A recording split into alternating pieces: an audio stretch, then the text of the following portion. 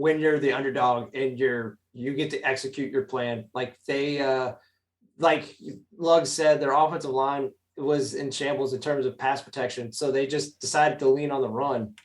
And with 41 rushes, they had over 190 yards rushing. Javonte Williams having his breakout game, the rookie, 111 yards rushing.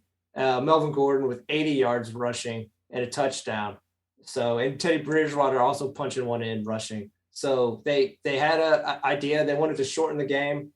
And like you said, Prescott was rusty, and obviously, even though they don't have necessarily a big name pass rusher anymore, they still have a lot of talented corners. So they were able to slow down Amari Cooper and CeeDee Lamb and hold them combined to 60 yards receiving, both those big name guys. So to do that, and Fangio, I don't know if you saw, Fangio was really fired up. And it stinks because we're talking about coaches that are probably going to be on the unemployment line. Vic Fangio is going to be one of them. And if he goes back to being a coordinator, he's not going to speak as much.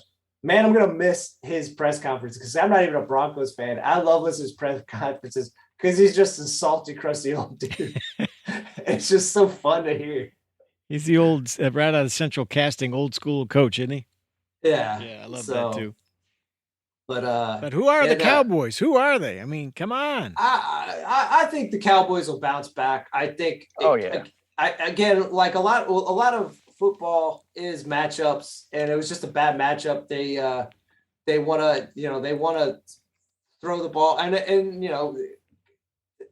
was. I guess the more interesting thing is how well they neutralized the running attack of the Dallas, holding them to 78 yards rushing. But it's like I said, it was they came to play, and it was interesting to watch.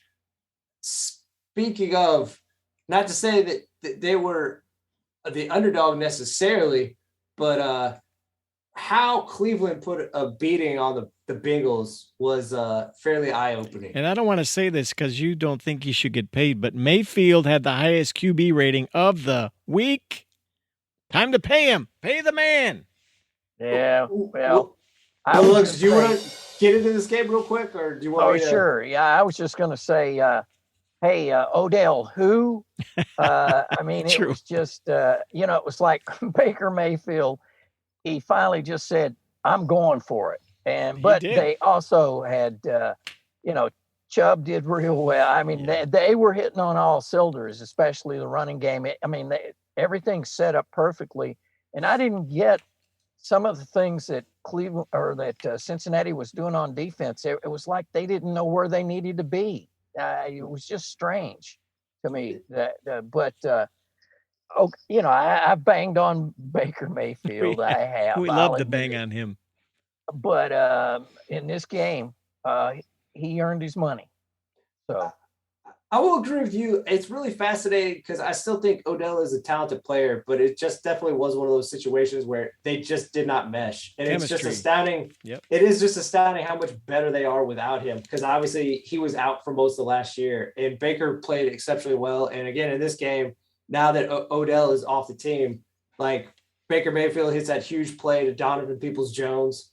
And that's a law firm, isn't it? That's a law firm, Donovan Peoples-Jones. Yeah.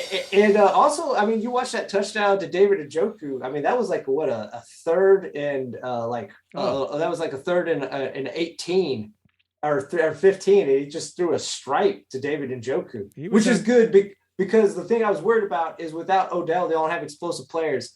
If Donovan Peoples-Jones can kind of take the place of what Odell Beckham, and then they start to actually use David Njoku, because that's the frustrating thing, is David Njoku is a very talented player, but they just don't utilize him. They start utilizing him, and then maybe that offsets the explosiveness that you lose with Odell, and he maybe has actually chemistry with those guys.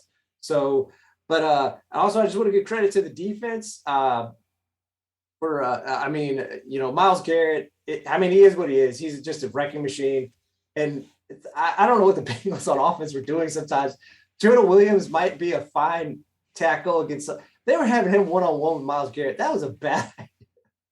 And the thing I really love is the thing that I think really made the Cleveland Browns really take this game is they were able to neutralize Jamar Chase, because just The talent, Denzel Ward being back, and obviously he had that pick right at the beginning of the game where he ran it back for 99 yards. But also their rookie Newsome, he was one-on-one with Jamar Chase a lot, and he had sticky hands. He was covering him. He was just, he was in his hip pocket the whole time. So, like I said, it might be the Cleveland Browns we thought were getting at the beginning of the season. So maybe this is their turning point. And Mayfield's busted up. He's got that torn labrum in his non-throwing, and I was impressed. I don't know. I say pay the man.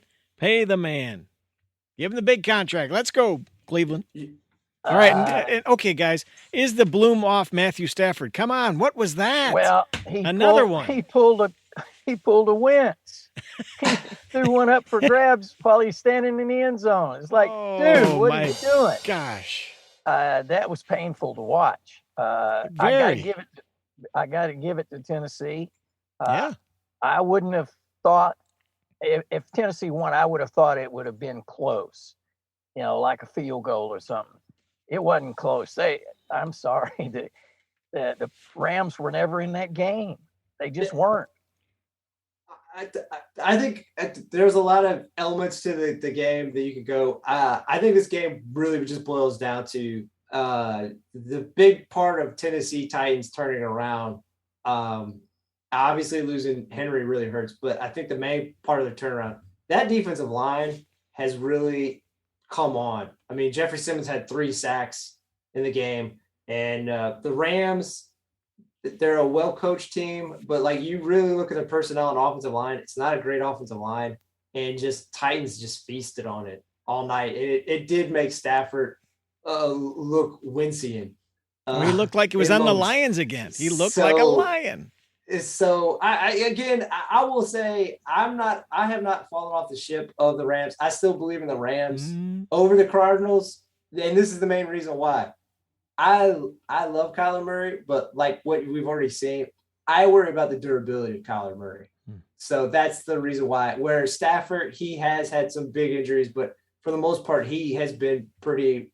I'm not going to say an Iron Man, but he pretty much will play the full slate of games for the most part. Okay, follow-up question. Are the Titans really that good, and they're the cream of the AFC, guys? Really? Titans? Well, the AFC is so bad at this point. I mean, think about it. They're the top dog? You'd have to say so. They are for the time being. I know we're only halfway through, but man. Buffalo, if they can, I just don't get Buffalo a lot of the times. I didn't understand the calls on that Buffalo game, but LA will be back. I agree with that. It's going to get better. It's just it was weird calls. I mean, when they finally started having Stafford out of the pocket, getting space and stuff, he had his moments, but they weren't even close. I'll tell you the team that, even though I'm still worried about their defense, that I think if as long as their defense can shore up and get a little bit better, I think is the class of the AFC is the Ravens. Yeah. Ravens, because again, the big emergence that came out this year was how great Lamar has developed as a passer. And in year 4, like how much he's developed as a passer. But the thing that had been missing, and I don't know if it was a Minnesota thing, but the thing that was missing, all of a sudden it comes back. The Baltimore ran for 247 yards. So if you add in Lamar now knowing how to be a better passer, which he has, and you bring back that old 2 years ago running attack, or they're able to kind of keep replicating that, all of a sudden this team is back to being an offensive juggernaut that it was when he was an MVP. So if I don't know if it was, there's a chance it was just a flash. I don't know, man. I mean, he brought them back. They were down by 14 points there in the second half, and 3 touchdowns later, passes. And plus, again, he got over 100 yards. I mean, think about this. As many 100-yard games. I mean, it's amazing that he just keeps on piling up 100-yard games when you got this year, especially very few backs that are consistently piling. You're up right. That kind of We're seeing yardage. a little history being made there, aren't we? I mean, really, you're taking it for granted now. I just wanted to go back one moment for Tennessee. It was good to see Adrian Peterson do a little something. Yeah. It was like, here I'm thinking this guy's just, it was like the George Foreman comeback in boxing almost to me. Now, AP probably has kept himself in better shape, but I just wanted to note that for a moment that AP, he was back for a minute. Back for another run. Yep, we'll see. Oh. Yeah. I guess finishing notes. I'll just say real quick. I guess so. Before we move on to college, I just want to say probably the most entertaining game I didn't really get to watch. It looks like Justin Herbert had an exceptional game against the Philadelphia Eagles. But I worry about the Chargers because every team now knows just you can run on them at will, and you should be in every game. And unfortunately, the Chargers, if they make the playoffs, which I still feel they will, every game is going to come down to the wire because they cannot stop the rush for any opponent. So, and I also want to say it's great that Miami got a win, but it's a lost season for Miami. Sam Darnold, you are who we thought you were. Yes. I mean, yes. New England, you might be wearing teal, but you're still wearing green when you're going against New England. And speaking of the Jets, White gets injured. Our guy White gets injured. All of a sudden, Josh Johnson, who's been in the league for so long, he was one of our XFL heroes.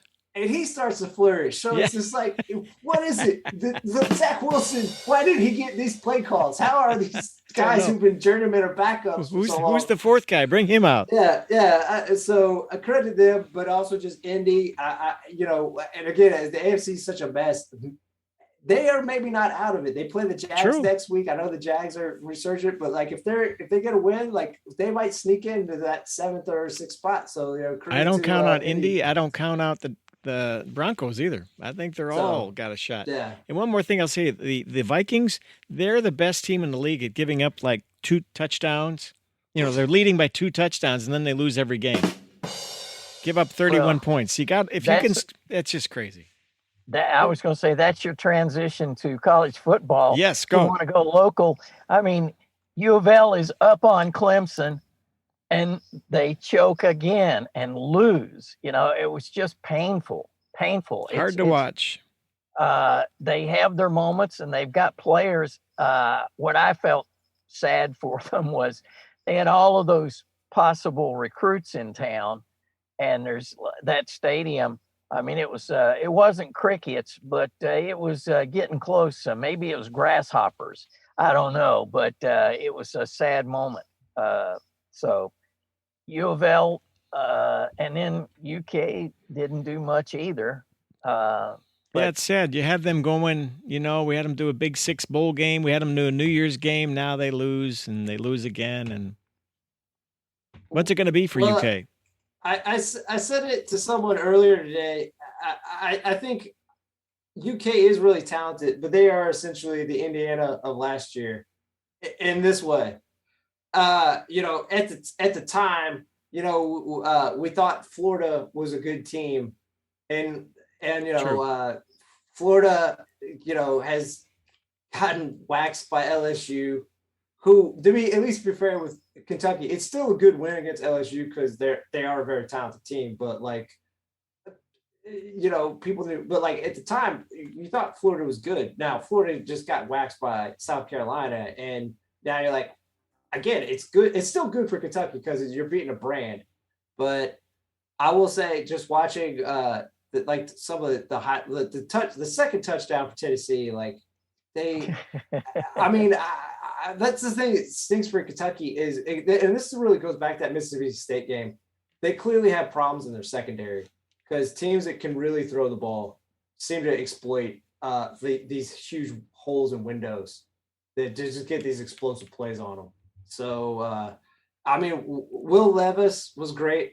I think of all 3 of the local teams, Wan'Dale Robinson is probably my favorite player to watch easily. I mean, and it sucks because I know Tennessee, I mean, luckily